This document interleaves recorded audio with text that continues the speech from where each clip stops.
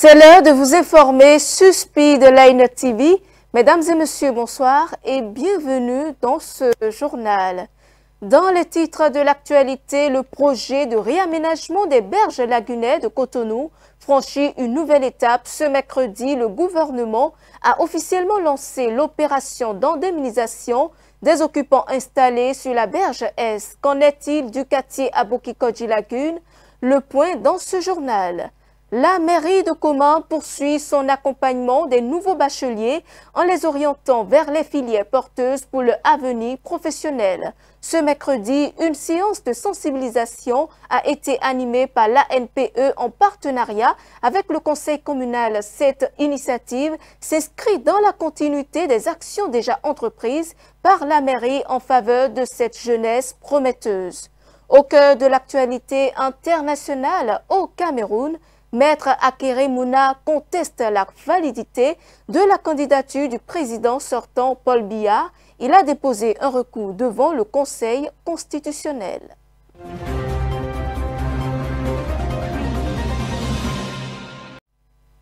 Comme annoncé par le gouvernement béninois en Conseil des ministres le 30 juillet dernier, l'Agence nationale du domaine et du foncier a procédé ce mercredi à la remise symbolique de chèques aux anciens occupants de la berge Est de la lagune de Cotonou.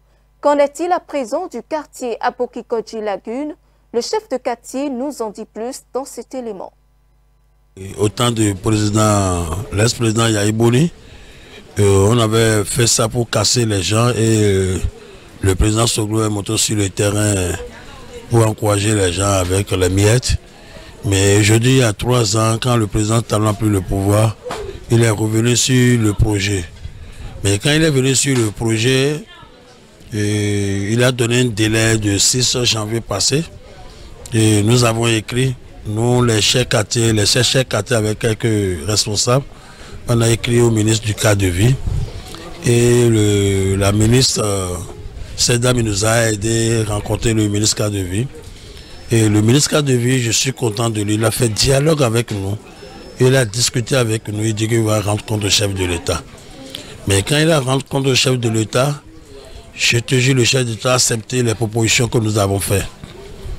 Avec l'appui du préfet et du maire, et avec les CA, le chef de l'État a accepté notre doléance. La première doléance, il a accepté que d'attendre au mois de vacances pour éliminer la berge de Lagunais, puisque les parents vont, et là ils vont rester, faire le transfert des enfants. Il a respecté ça pour nous, il a accordé ça. Secondo, j'ai demandé dédommagement, au moins pour dédommager les gens. Le chef d'État a accepté. C'est eux qui doivent l'État, qui ne paient rien à l'État. Mais aujourd'hui, l'État voit que c'est ces enfants qui sont là, on les a donné 200 000, 200 000. Ceux qui n'ont pas de papier. Ceux qui ont des papiers de lotissement, de recasement, ils ont pris 3 millions, 3 millions. Ceux qui ont des titres fonciers sont à 22 millions, plus leur bâtiment. Ça dépend de ce qu'ils ont construit sur leur bâtiment. Il y a d'autres qui ont pris 35 millions, 30 millions, 28 millions. Ça dépend de ce que tu as construit sur le domaine TIEF. Là, vraiment, tout le monde est satisfait. Seulement, ça fait pitié.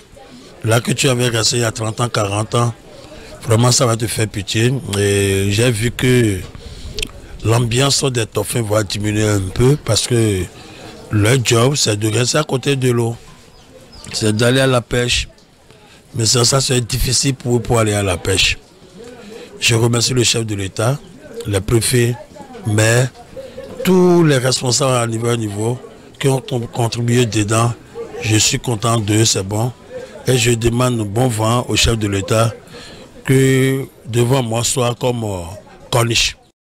La mairie de Koma continue son appui conseil aux nouveaux bacheliers de la commune dans le cadre des meilleures filières à choisir pour la poursuite de leur cursus académique et professionnel. Dans cette veine, ils ont été sensibilisés et entretenus ce mercredi par l'Agence nationale pour l'emploi. Cette séance qui émane de la volonté du conseil communal de Koma en partenariat avec la NPE fait suite à d'autres actions engagées par la mairie à l'intention de cette même couche qui incarne l'avenir. Le reportage.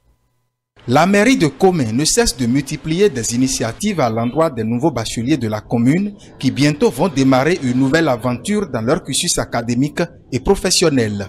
Ce mercredi 20 août 2025, en partenariat avec l'Agence nationale pour l'emploi ANPE, elle a convié dans la salle de conférence ces jeunes, accompagnés de leurs parents, pour une séance d'orientation dont les retombées leur serviront de repère pour un choix judicieux de filière. Nous savons que les choix d'orientation sont souvent décisifs pour la réussite future et il est de notre devoir en tant que collectivité de vous offrir l'encadrement et les conseils nécessaires. Chers bacheliers, cette rencontre est pour vous. Profitez de cette occasion unique pour poser vos questions, lever vos doutes et mieux tracer le chemin de vos ambitions. C'est pour que votre insertion soit réussie que nous sommes là en ce jour avec vous pour vous orienter sur le choix de vos filières. Vous apporter les éléments déterminants dont il faut tenir compte pour votre choix de filière. Une filière ne se choisit pas par hasard. Une filière ne se choisit pas par suivisme. Et une filière ne se choisit pas par la pression des parents. Mieux tracer son avenir après la parenthèse du baccalauréat est une étape décisive qui fait appel à plusieurs facteurs, dont l'introspection de sa personne dans la quête du potentiel qui sommeille en soi. Ce que nous appelons Ikigai, c'est-à-dire votre raison d'être. Chacun va faire un exercice, chacun va rentrer en lui, va fouiller au fond de lui-même depuis quelques années ce qu'il fait de bien. Ce qu'il fait quand il le fait, même s'il a fait, il ne sent pas qu'il a fait. Si c'est jouer, si c'est danser, si c'est lire, si c'est écrire, tu n'es pas fatigué en faisant ce que tu fais. Quand tu n'es pas fatigué en faisant ce que tu fais, cela peut relever de ta passion. Quand tu identifies ta passion, il faudra revenir pour voir ce que je sais faire là, ce que j'aime faire là. Ça répond à quel besoin dans ma société? Ça répond à un besoin, va te professionnaliser dans ça. Et ça devient ta mission. Au-delà que ça vous fait gagner de l'argent, ça devient donc votre profession, ce en quoi vous êtes doué. Les participants ont manifesté assez d'intérêt tout le long de cette séance, faite de thématiques enrichissantes, présentées par des conseillers en orientation. J'ai beaucoup aimé la séance organisée par l'ANPE, car elle nous a permis de savoir faire un choix sans pression, de savoir quoi faire dans l'avenir avec un choix qu'on fait aujourd'hui. Aujourd'hui, on n'est pas sans savoir qu'une mauvaise orientation peut conduire à des dégâts futurs. Donc, moi, j'ai apprécié l'initiative et je remercie les autorités pour ça. Merci. Au début, je ne voulais même pas venir. Ce sont mes amis qui m'ont forcé à venir. Et quand je suis venue, j'ai vu ce que le maire et ses autorités ont fait et j'ai vraiment aimé.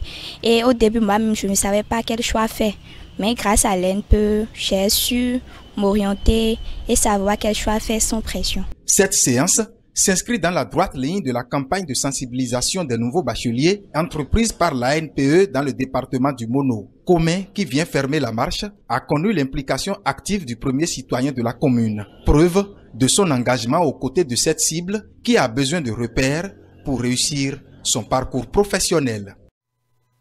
Dans le reste de l'actualité, la ville de Yokohama abrite du 20 au 22 août 2025 la 9e conférence internationale de Tokyo sur le développement de l'Afrique. Plusieurs pays y prennent part, dont le Bénin représenté par la vice-présidente de la République qui a multiplié les échanges bilatéraux en marge de la rencontre. Suivons.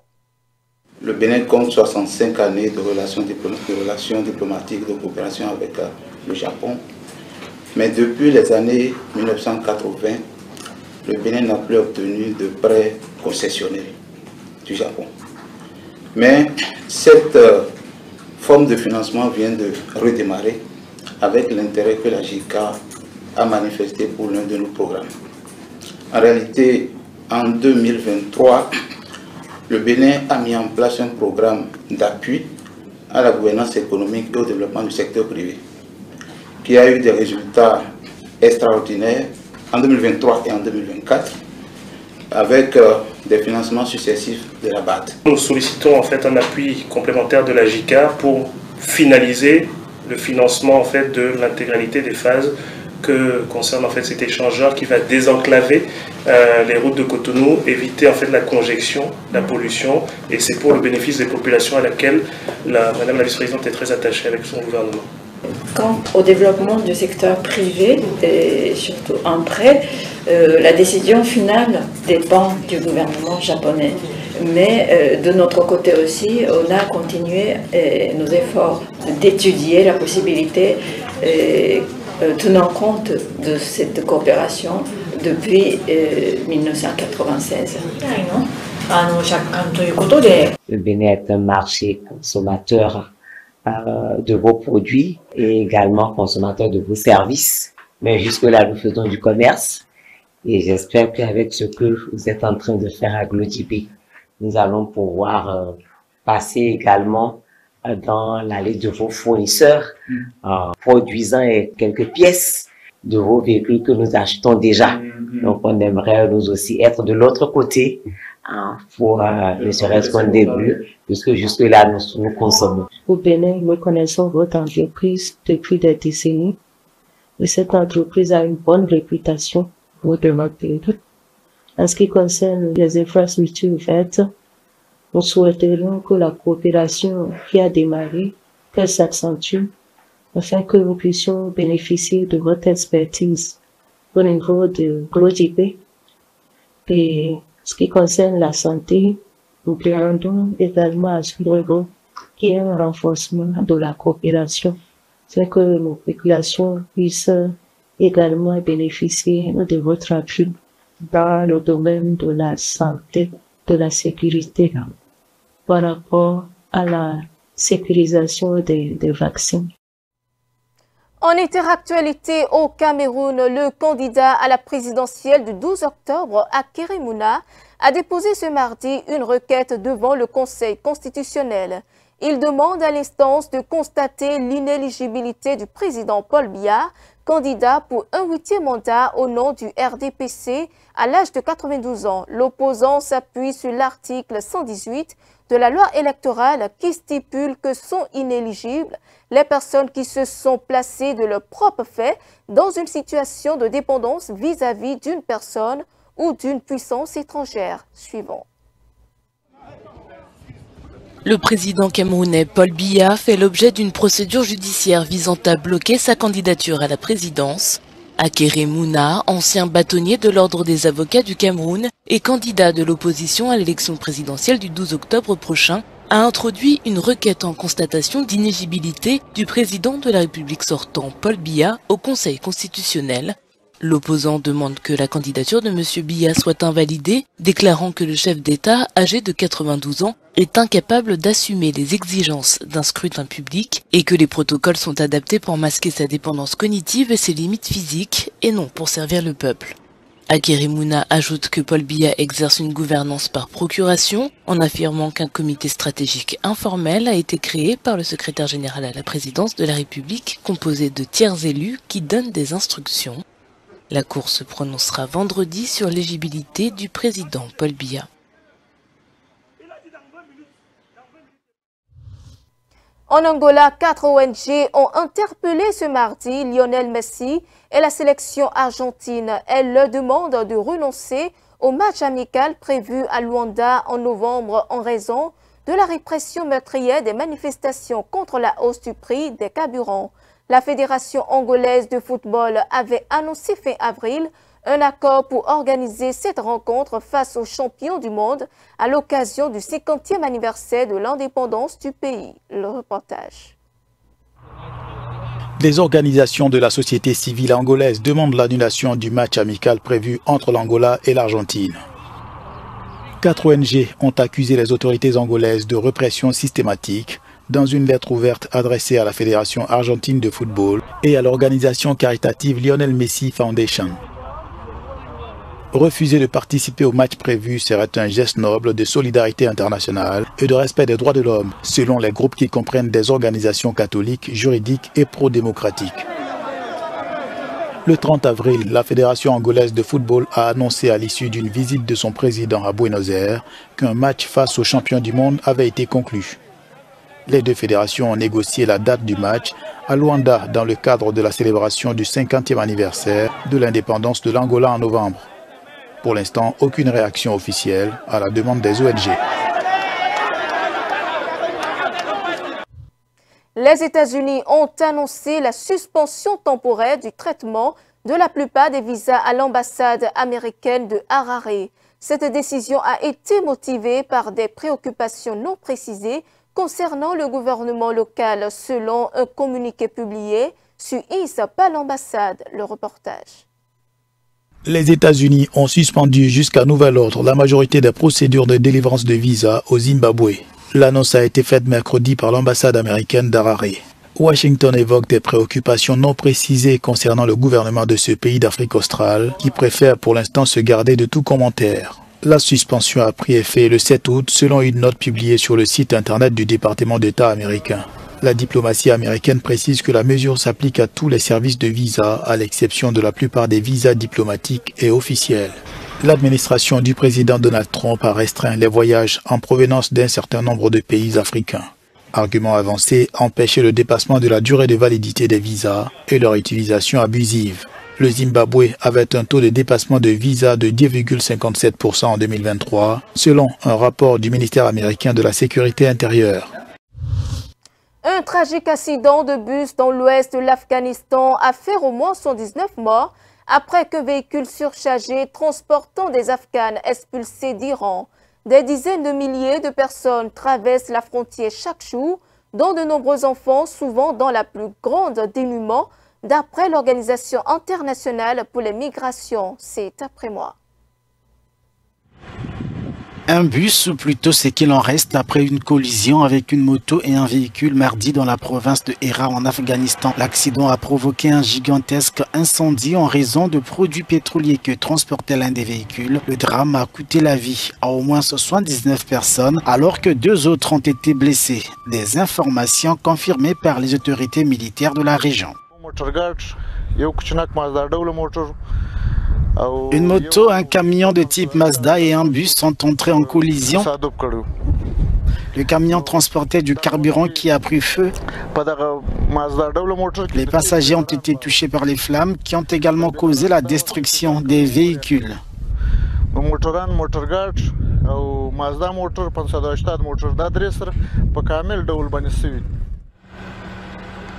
Sur les lieux du drame, des secours tentaient de retrouver des documents nécessaires à l'identification des victimes, alors que l'incompréhension gagne la population qui demande des comptes aux autorités. Notre question au gouvernement est la suivante. Ces sociétés de transport sont-elles là pour exterminer la population afghane? Ce n'est pas le premier incident en Afghanistan. Beaucoup d'autres se sont déjà produits alors que nous avons Internet, la télé et autres. Les accidents de la route sont fréquents en Afghanistan, principalement en raison du mauvais état des routes et de l'imprudence supposée des conducteurs. C'est la fin de ce journal. Merci pour votre fidélité. Suivez-nous en continu sur speedline.tv.bj/live et sur nos différents canaux digitaux Facebook et YouTube.